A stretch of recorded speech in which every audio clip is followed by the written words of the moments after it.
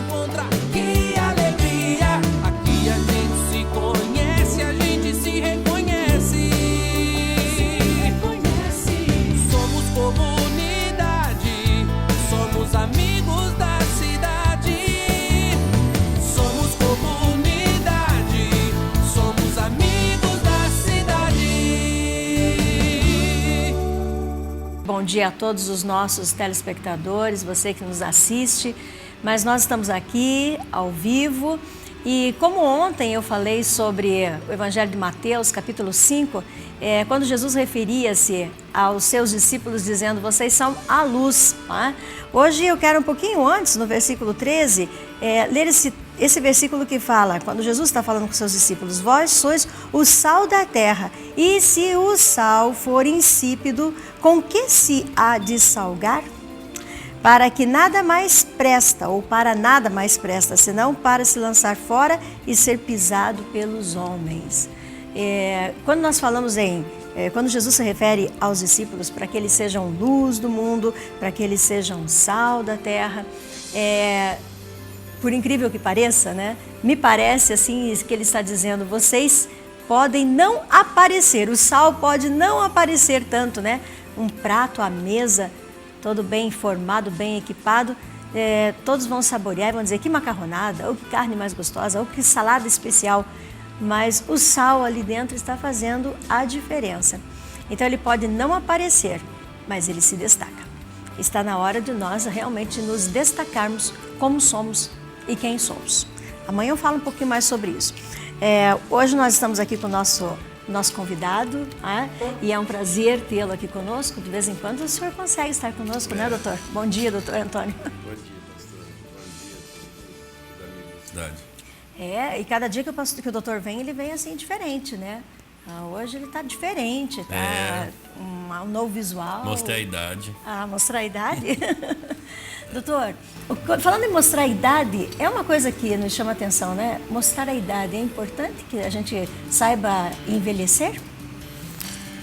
Pastor, na verdade, a gente tem o tempo é muito relativo, né? Em relação ao envelhecimento. A gente tem uma taxa de envelhecimento que é diferente de pessoa para pessoa, porque o ambiente, o comportamento não leva em consideração o tempo.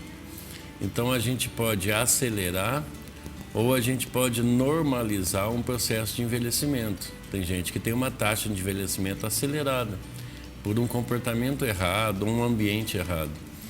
Você pode colocar duas pessoas, né? Você é um exemplo, por exemplo, duas pessoas da mesma idade, uma vai estar muito mais jovem, aparentemente, e funcionalmente vai estar mais jovem, e outra vai estar aparentando muito mais velha. Né? Então, o ambiente, o comportamento, ele tem um papel preponderante sobre o envelhecimento. E quando nós falamos em comportamento, nós estamos falando sobre não só a questão da postura da pessoa, mas daquilo que ela recebe, como ela administra. Exatamente. Por exemplo, a gente tem dois padrões de evidência em medicina quanto a comportamento, que isso a gente não pode negar e não pode evitar, que é exercício físico e alimentação. Então, em qualquer situação, em qualquer tipo de prevenção, mesmo no doente acamado, a gente vai primar pelo exercício físico e pela nutrição, independente da medicação. Se a gente for fazer uma prevenção primária, por exemplo, eu estive falando até isso ontem na abertura da Semana do Idoso. Se a gente for fazer uma prevenção primária, o indivíduo não é doente ainda. A gente vai primar pelo exercício físico e pela nutrição, sempre. Aí quando ele já tiver a doença, obviamente vai tratar. Mas a gente nunca pode esquecer esses dois valores, né? Nós temos que estar atentos ao fato de que não podemos cuidar dessa questão do processo de envelhecer quando já estivermos ali, né, numa faixa etária mais adiantada. Isso tem que começar mais para o jovem, né? E tem uma coisa interessante, pastor. Muita gente me pergunta, com que idade eu devo ir ao geriatra? Né? Quando que eu devo ir ao geriatra? E eu brinco sempre assim, depois que nasce, né? Porque a gente começa a envelhecer, já que a gente vai ver o processo de envelhecimento, ser acompanhado depois que nasce. Mas cada idade tem seu acompanhamento. O pediatra, até mais ou menos 12 anos, quando ele entra na adolescência, já tem um especialista para o adolescente, depois tem um especialista dentro de cada área. E o processo de envelhecimento começa quando a gente chega na adultez máxima, que é 35, 40 anos. Então, muita gente imagina que a geriatria vai cuidar só das doenças dos 90 anos, dos 80 anos, né? E não é assim. A gente precisa cuidar também desse processo do envelhecer. O processo de envelhecer com saúde. Com saúde. O senhor acha que existe assim, um preconceito quando se fala no geriatra? Ainda tem. A gente tem um preconceito quanto a envelhecer, né? Porque a gente vai se aproximar do fim, né? E para a gente entender muito bem a vida, a gente precisa pensar na morte. No consultório, quando a gente vai conversar sobre morte, muita gente tem, 90% fala, por que vai falar disso? Como se ela não existisse, mas a gente precisa pensar. Quanto mais próximo dela, mais medo a gente tem. E a gente enfrenta o mito de eu não quero envelhecer, né? Então, de repente, ir no geriatra é você assumir que está envelhecendo, mas de repente não, é você ter a consciência de que quer envelhecer com saúde. É o mesmo mito da psiquiatria, né? É o mesmo mito da psiquiatria. Muita gente precisa do psiquiatra e acaba não procurando o psiquiatra porque tem esse mito. Psiquiatra é pra louco, né? Exatamente. Então, eu posso dizer que eu estou no caminho certo, né? Porque o meu médico é um geriatra. É o senhor. Com certeza, com certeza. O senhor tem nos acompanhado lá em casa, para não ter preconceito, né? Quando a gente chegar lá na frente, a gente já está bem acompanhado. E é interessante, pastor, a gente manter a medicina está resgatando um pouquinho o humanismo na medicina. Eu acho muito bonito isso, sabe? Porque senão a medicina tende a ser fragmentada demais, né? O super especialista em coração, né? Hoje tem um especialista que faz ultrassom somente de coração. Então é como se fragmentasse o paciente, ele entendesse o paciente como uma parte só. Então a medicina precisa vir a resgatar essa humanização, essa visão mais total e principalmente a visão sistêmica. Sim. Porque a gente tem uma influência do sistema, do ambiente que ele vive, tanto emocional quanto biológica, bioquímica, né? Existe essa influência do ambiente, do comportamento, da família, do comportamento da família, da espiritualidade, sobre a saúde. Então a gente não pode fragmentar o paciente. O paciente é um todo, ele precisa ser enxergado como um todo. Quando a gente se torna médico da família dele, fica muito mais simples você entender. Porque a gente gosta de ter essa intimidade com o médico, né? O conhecimento, quer dizer, ele me conhece, sabe quem eu sou, eu tenho liberdade do assunto, de conversar. E, de repente, quando vamos para tantos médicos, tantas especialidades, tem que ir, claro que nós sabemos, mas é como se nós ficássemos muito longe daquela pessoa que está cuidando de algo que é tão especial para nós, que é o nosso corpo, nosso organismo. E durante uma fase da medicina, ela tendeu a ser fria, o médico a ser frio, a não ter esse envolvimento com o paciente. Eu sempre julguei isso o contrário, mesmo sendo dessa época. Eu sempre achei o contrário, eu sempre achei que o contato, a diminuição da resistência entre médico e paciente vai beneficiar o tratamento. É claro que em determinadas situações, ele joga o paciente, se a gente não cuidar, ele joga a responsabilidade da doença para a gente, né? Sim. É como se eu tivesse criado a doença dele. Então a gente precisa ter cuidado para que cada um assuma a sua responsabilidade, porque eu vou precisar do comportamento dele para modificar a doença, né? O grande exemplo é o indivíduo que está acima do peso, é diabético, e você pede, ele chega no consultório e fala, eu preciso emagrecer, estou diabético, mas eu não gosto de academia, não faço exercício, eu não faço dieta. Aí como se você fizesse uma mágica, né? E ele fosse responder por essa medicação que é mágica. E não existe. O comportamento, no caso, e o ambiente dele é muito mais responsável pela doença e pelo tratamento do que o próprio médico e o medicamento. Quer dizer, qual o caminho que eu tomo, né? Não quero fazer nada, então qual é o caminho que eu tomo? E jogar a responsabilidade para o outro, né? E a gente faz muito isso, e a responsabilidade da nossa vida é nossa, né? É nossa, em todos os sentidos, né?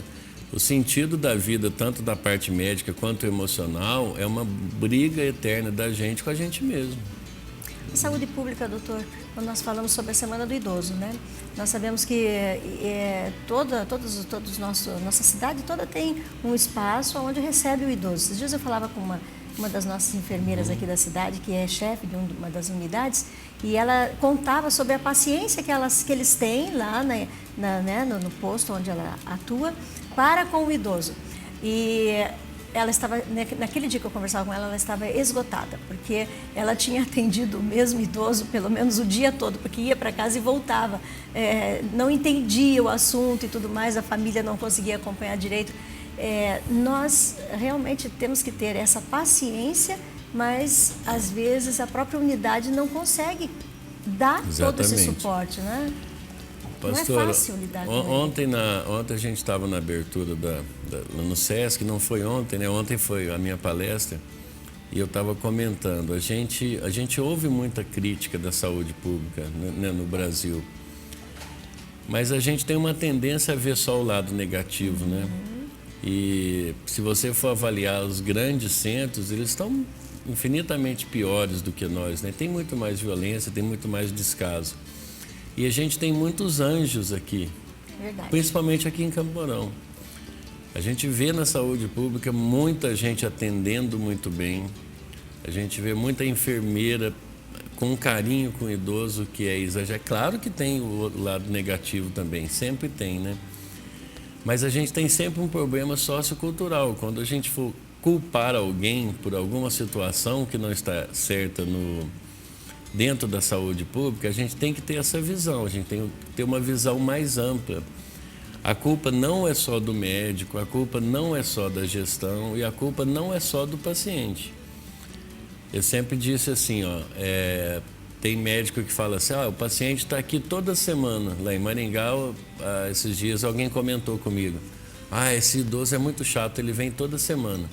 Eu falei, será que é legal acordar de madrugada e vir toda semana no posto? Provavelmente ele vem porque o problema dele não é resolvido, né? A hora que resolver o problema dele, ele não vai precisar vir mais, né? Então é um monte de fatores que faz com que a gente, às vezes, se a gente enxergar de um lado só do paciente, ou só do médico, ou só da gestão, ou só da enfermagem, ou só da recepção, a gente vai cometer algum erro e vai cometer alguma injustiça. Então tem muita gente boa trabalhando, tem muita gente pensando em prevenção. Tem. Ontem a gente estava conversando, isso é uma evolução muito grande na medicina. A prevenção ela é 4 vezes mais barata do que o tratamento. Tem muita enfermeira já com uma noção muito boa de prevenção de queda. Ontem lá no SESC eu achei uma coisa muito interessante. Eles prepararam um folheto a respeito de queda no idoso. Eles estavam distribuindo como é que você vai prevenir queda em casa. Isso é fantástico. É fantástico. A primeira causa de acidente no idoso é queda dentro de casa. Fratura de quadril e morte. 30% morre em um ano com fratura de quadril. E a quarta causa de morte. Então a gente precisa pensar em queda. Então tem muita gente boa na saúde pública pensando nessa prevenção. O que a gente precisa fazer é evoluir um pouco, tanto culturalmente, né, quanto em termos de gestão de saúde também. E as famílias, né, doutora? As famílias têm que estar preparadas, porque geralmente todas vão ter um idoso na sua casa, na sua família. E não pode ficar ao encargo de uma pessoa, todos têm que ter uma unidade, né? Vamos colaborar, vamos nos organizar para estarmos dando todo esse cuidado com o nosso idoso. Inclusive, existe uma doença que chama síndrome do cuidador, né? O cuidador fica doente. E isso é importante a gente chamar a atenção, pastora, porque acontece muito. A família tende a deixar na mão de um só. Né? Isso não pode acontecer. Normalmente é a filha. Normalmente a filha, a mulher, assume toda a responsabilidade pelo cuidado. E quando a gente faz o primeiro diagnóstico de uma doença crônica bem desgastante, por exemplo, a doença de Alzheimer, que é muito desgastante para o cuidador, eu chamo a família toda e faço 2 perguntas. Eu falo, vocês estão preparados, em primeiro lugar, para adoecer todo mundo e, em segundo lugar, para brigar entre si? Porque vai acontecer essas 2 coisas se a gente não estiver preparado com a doença. E em toda a família acontece. Então, todo mundo precisa estudar a doença, precisa procurar o médico, conversar sobre ele, pedir um segundo diagnóstico, pedir uma segunda opinião, cuidar da medicação e dividir as tarefas. Né? Ou, quem tiver condição socioeconômica, contratar um cuidador profissional, que é a melhor opção, porque o cuidador profissional já estudou sobre a doença, ele já sabe como vai ser o comportamento. Ele fica durante o dia, né? Então vai descansar à noite, tem o seu feriado, seu final de semana, e não sobrecarrega, né? Porque é a profissão dele. E a gente precisa muito pensar no envelhecimento. Eu gosto muito de conversar sobre isso, porque todas as estatísticas falam que o Brasil não é mais um país de jovens. O Brasil não é mais um país de jovens. Acima dos 60 anos, a gente pulou de 13 milhões para 25 milhões, isso em 10 anos. Então dobrou e vai continuar dobrando. Hoje em dia a gente tem uma população de 14 anos para baixo muito menor do que tinha em 70. Nós não somos mais país de jovens. Quem define a política hoje, pastora, são os idosos. Sem contar que quando pegamos o noticiário de segunda-feira, a nível de país, a gente vai começando a ver quantos jovens morreram no final de semana. Tá? A quantidade é muito grande, então eles estão perdendo suas vidas, né, no trânsito, na briga e tudo mais. Exatamente. Então a gente não está preparado, a gente precisa pensar que o Brasil hoje economicamente é um país já quebrado. Em 10 anos a gente vai quebrar muito mais ele, porque a população vai envelhecer e não está preparada para esse gasto econômico, né, com a Previdência, não está preparado com o SUS. Né, a grande movimentação hoje da saúde pública não é pediatria, clínica médica. Não é mais obstetrícia. Nascia muita criança, nasce muito menos hoje. E morre muito menos idoso.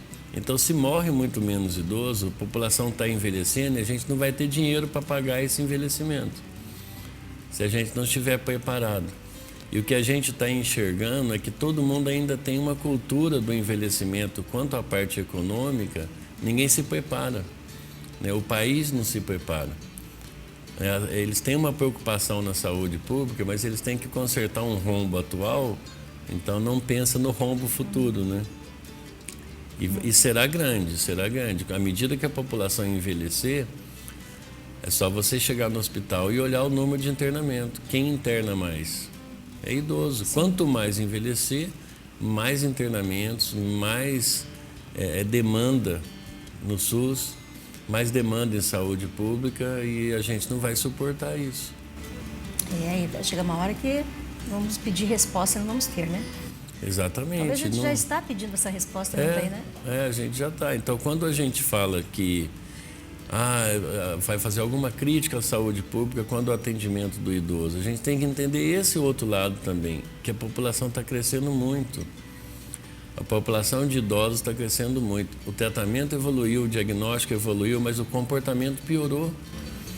Eu estive na Suíça há tantos anos atrás, e nós já víamos ali no país aquele preparo para com o idoso, né? A Europa se preparou para trabalhar com o idoso. A Europa se preparou muito, a Europa, o Japão. Os Estados Unidos, por exemplo, eu fui num congresso em San Diego e todo o centro de convenções, todos os funcionários da recepção, todos tinham mais de 60, 70 anos. Tinha gente trabalhando no setor de informações com andador. Né? Então, eles têm uma cultura diferente de que o idoso precisa estar inserido na sociedade. A gente fala muito de inserção social, o idoso precisa estar também, ele precisa trabalhar. Faz bem, né? Faz muito bem, faz muito bem. Então, a gente não tem esse preparo para o envelhecimento. Quando a gente não tem esse preparo para o envelhecimento, e a gente está envelhecendo mais, porque a gente morre mais tarde, e com isso a gente está adoecendo muito mais. Exatamente por isso, o nosso comportamento piorou. Né? Hoje a gente bebe mais, a gente é mais sedentário, a gente usa mais medicação, o número de medicamentos aumentou muito, o acesso a eles aumentou muito. A nossa vida não é saudável mais, então a gente evoluiu na medicina, mas andou muito para trás no comportamento. Muito, muito para trás. Olhando para Campo Mourão, né? Nós às vezes tentamos achar essas respostas, dizer Brasil acorda, faz alguma coisa, mas parece que está tudo tão longe, né? Está lá em Brasília, tudo tão concentrado. Mas olhando assim para a cidade, não só para Campo Mourão, mas para as cidades, o que uma cidade pode fazer para mudar esse quadro? Eu acho que a gente tem que começar a gente tem que começar com a sociedade organizada, entendeu? A gente não precisa do Estado, a gente precisa do terceiro setor. As pessoas precisam aprender que elas têm uma grande responsabilidade com a família, com o idoso, com o envelhecimento, com a calçada de casa, né, com a queda do idoso em casa. Então essa responsabilidade a gente precisa assumir. E a gente tem a mania de deixar tudo para a saúde pública, né? Está tudo ruim, é tudo culpa do prefeito, é tudo culpa do secretário de saúde. Porque eles assumiram, na verdade, uma responsabilidade. Então, é claro que eles têm uma parcela de culpa, obviamente. E tem muita coisa para ser feita lá também. Mas existe uma grande parte da culpa que é nossa. Então, esse terceiro setor, a sociedade organizada, que se organiza independente de política, eu acho que esse é o futuro. É a partir daí que a gente vai aprender a cobrar mais a devida culpa de quem tem, né? E a gente vai aprender a assumir mais o que a gente pode fazer para mudar. Isso com cultura, com educação, é possível, né? Eu não gosto de assumir aquela ideia de que o Brasil não tem jeito. Nossa cultura é assim mesmo. Não é, porque quando você tira um indivíduo daqui, você já esteve na Europa. Se tira um indivíduo daqui e coloca ele para morar na Alemanha, ele muda o comportamento lá. Ele muda totalmente, ele entra na cultura deles lá. Por que ele muda o comportamento lá? Porque lá as coisas funcionam. Então, na verdade, a mudança do Brasil, ela tem dois vetores. Ela vem de baixo para cima e ela também vem de cima para baixo. Então, não adianta a gente dizer que é cultural. O povo não tem cultura, o povo não tem educação. Lá em cima também não tem cultura e não tem educação. Então, vem de cima para baixo também. Com certeza. Eu tenho aqui comigo o Dr. Antônio Carlos da Silva, geriatra, nosso médico, né? Da Clinilive. Muito nos alegra ter o senhor aqui. Obrigado. Todo dia, todo tempo, sempre que puder, né? Hoje falando sobre o idoso, pena que o meu tempo acabou, mas é um prazer tê-lo aqui. Muito obrigado, bom dia a todos e obrigado novamente pelo convite, pastor. O senhor é sempre bem-vindo. Obrigado. Aqui a gente passa todo dia, aqui a gente se encontra.